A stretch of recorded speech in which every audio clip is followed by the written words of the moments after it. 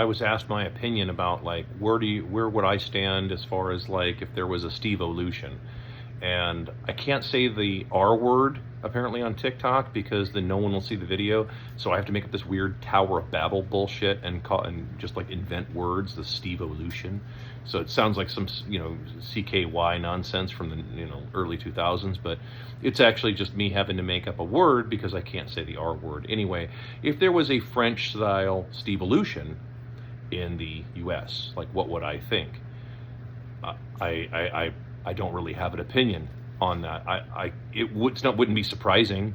It's long overdue, like way long overdue in the country. And unlike the French Stevolution, there were a lot of rich people who got caught up in that, and maybe unjustly, because their biggest crime was ignorance in some cases. They really, some people truly didn't know what was going on in the, out in the world. They really didn't know what was going on. They didn't know how bad it was for the poor people. They didn't know how bad the taxes had gotten and how all this shit had gone out of control. They didn't, some people genuinely didn't know this stuff. Others did, but some didn't, and they still, plopped into the basket like everybody else, and it was like, big to cheers of crowds, right? Well, if that happens here in the US, here's the difference though. Rich people today can't make that argument that, well, we didn't know. This is why I have no real strong opinion on this, because it's probably going to happen. Is it deserved? Well, I don't use the word deserve very often in a sentence, but you can't, if you're one of the rich people out here, you cannot plead ignorance and say, well, you just didn't know what was going on. Because it's like, dude, there's thousands of videos surfacing every single day, not just on TikTok, but all over the internet. There's Reddit rants, there's Facebook rants, there's Twitter posts. I mean, dude, there's tons of people out here. And these are not people saying, hey, I'm just some bum who wants to sit on the couch and do nothing. These are from people who have, in some cases, 2 or maybe even 3 jobs that are saying, dude, I'm working harder than I've ever worked. I'm actually making more dollars than I've ever made in my life, and I'm spending more than I've ever spent, and I'm still going backward in my life. Like life is still going backwards, right? And it would be one thing if it was just 1 or 2 isolated videos, but there's a theme here. This is part of pattern recognition. Okay, so if you're one of these rich idiots that is so fucking stupid and you really can't notice the pattern that's going on here already, when you have thousands daily of videos surfacing of people who've never done videos before, people who they've got 3 followers on their account, and they're doing these videos, and they're like, dude, all I do is work. I work 60, 70, 80 hours a week. All I'm doing is working constantly. That's all I'm doing. And then I still can't even get current on bills. When you hear people saying that, in the volumes that you're hearing it now, right? This is when you should be listening. This is when you'd be like, hey, hold on, I'm noticing a pattern here.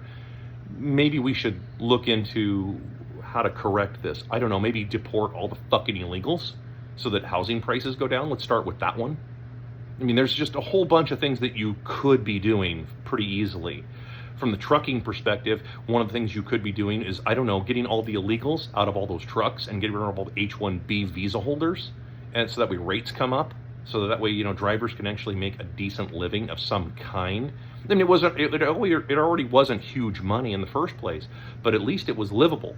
It's not even livable anymore. And there are more and more and more and more jobs that are like that.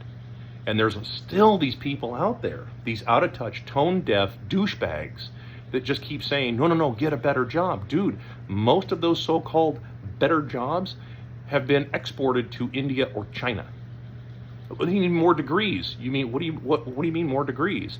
I have covered that ad nauseum on my channel. Dude, even if you were to graduate another 5 million engineers, what are they going to do? I mean, you realize, again, we are in a declining population. 93 countries, last time I heard, were in demographic decline. People are just not, there just isn't the demand for that. Well, So there's not a lot of demand, which means that basically prices should be going down. Now that's true in wages in a free market. That would be correct. But we don't have a free market. Nothing resembles a free market here. Nothing, right? Ever since 1913 and 1933 and 34, 1971. I mean, like, these are just, kind of some highlights that would say that, dude, no, there's not any such thing as a free market that exists in the West, or actually at least in the U.S. So my suggestion would be to anybody out there, they're like, well, what if there's a French style Stevolution in the US? Like, well, man, if you're rich, maybe you should start paying attention to all of this shit. Maybe you should start, in other words, maybe you should start piping up yourself and saying, hey, hold on, there's a lot of problems here and we need to probably work on some of this stuff because this is getting really pretty fucking out of control. So when it does happen, not if, it's when. This is building too much, okay? So it's not if, it's when. When this finally tips over, right? And you find out that, all those moron police that you've been hiring that you think are going to protect you, they're going to get steamrolled by the numbers. I mean, the average citizen, outnumbers these people something like 6,000 to 1 or something like that. I mean, last time, it's like the numbers are fucking crazy, okay? And, and then of course you also have to deal with asymmetric warfare, which means that, and most of you, I don't care how many times that you quarterback this at the Pentagon, you're still going to lose, okay? Because of supply chain, and also because of the people you've had to hire to do these jobs. And I'm talking to police and military. Look at you guys are scraping the bottom of the fucking barrel, and you know it. You know you're scraping the bottom of the barrel because you've had to lower the standards for virtually every single one of those things to get people even slightly interested. And it's not working. And it's still not working. So you're giving them more shit, and you're basically, eventually you will be recruiting directly out of the prisons, which is exactly what will end up happening, by the way. Historically, that's what you'll end up doing. You'll try and recruit out of that, and it will be your downfall because a lot of prisoners have a long memory, and they knew who put them there. And their beef isn't going to be with the American public. Their beef is going to be with all the people who put them there, and rightly so.